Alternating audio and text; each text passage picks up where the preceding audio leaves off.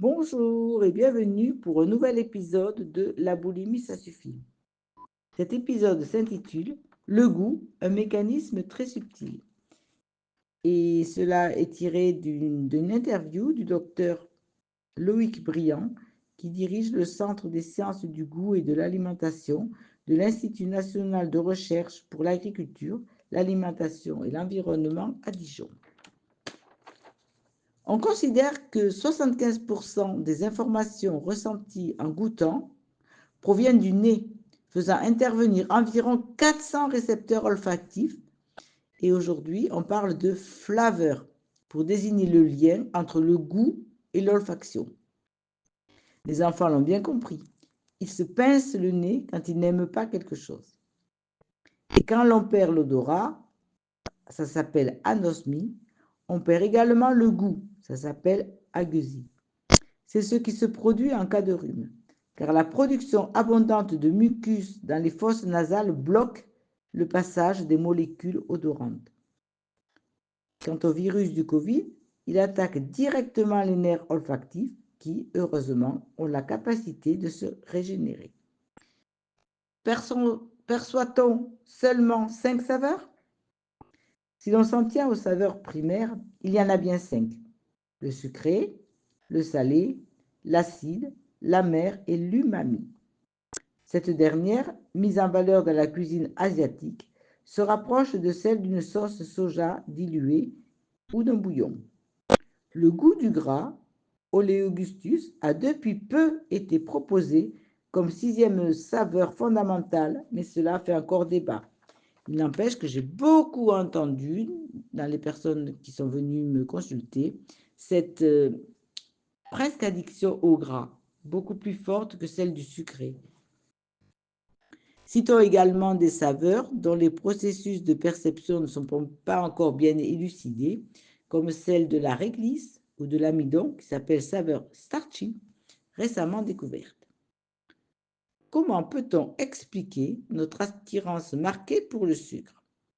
Il est tout à fait normal d'aimer le sucre. C'est le cas dès la naissance, car il s'agit d'un nutriment vital qui nous apporte de l'énergie. Paradoxalement, nous sommes peu sensibles au goût sucré.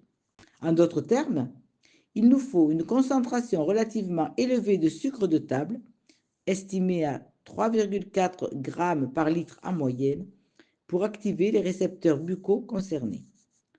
Cependant, des expériences révèlent que l'on peut être plus ou moins sensible, jusqu'à 10 fois, au sucre.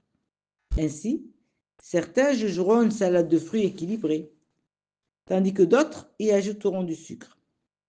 Par ailleurs, notre appétence pour cette saveur, associée au plaisir, déclenche la libération de dopamine, un neurotransmetteur qui active le circuit de la récompense au niveau du cerveau. Ce phénomène peut nous conduire à avoir envie de remanger des aliments sucrés, et ce de plus en plus afin de ressentir la même satisfaction. Et cela peut aller jusqu'à l'addiction. Pourquoi n'avons-nous pas tous les mêmes préférences alimentaires? On sait que l'éducation du goût commence in utero. Certaines molécules aromatiques issues de l'alimentation maternelle se retrouvent dans le liquide amniotique. Un bébé est donc capable de percevoir les différentes saveurs. À partir de la naissance, cette capacité à savourer s'éduque. Et plus on consomme un aliment, plus on s'y habitue. Par exemple, les enfants n'aiment pas le café. Ce n'est qu'en grandissant que l'on va au fur et à mesure l'apprécier.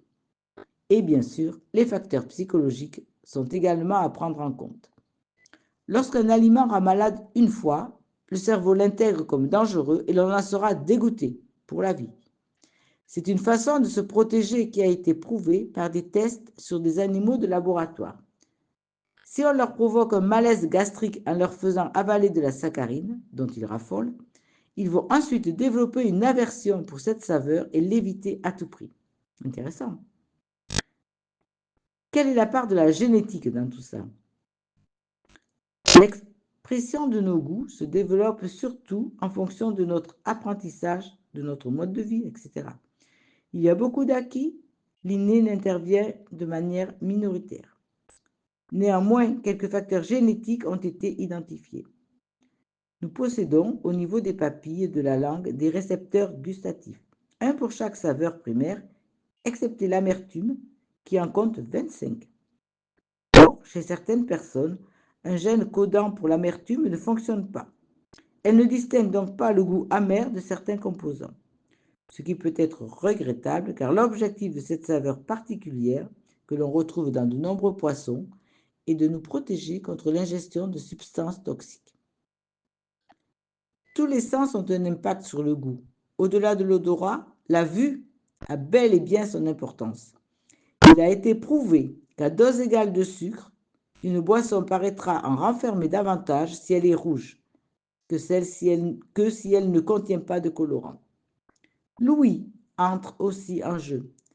Selon une expérience sur des personnes mangeant des chips et équipées d'écouteurs retransmettant des sons typiques du croustillant, plus le volume diffusé est fort, meilleurs sont jugés les chips. Enfin, des travaux ont mis en évidence le rôle de la texture. Plus une crème dessert est épaisse, moins elle paraît sucrée. À l'inverse, la fluidité favorise la libération des molécules odorantes en bouche. Le goût se révèle le long des sens les plus délicats, mais on ne s'en rend pas forcément compte, à moins de tenter l'expérience de manger les yeux fermés, de humer des épices avant de les reconnaître dans une recette, de goûter du citron en se bouchant du nez. Autant de tests que vous pouvez tester. Si vous prenez votre repas en regardant la télévision, le cerveau n'a pas le temps d'analyser ce que vous ingérez. Tout paraît plus ou moins insipide. En prime, vous allez peut-être mal digérer. De même, le bruit peut avoir un effet délétère. Il y a des personnes qui, en déjeunant dans le brouhaha, exprimaient une sorte de dégoût de la nourriture. Plus rien ne lui faisait envie. Mais en dégustant en pleine conscience, dans le silence, elle a pu retrouver un certain plaisir.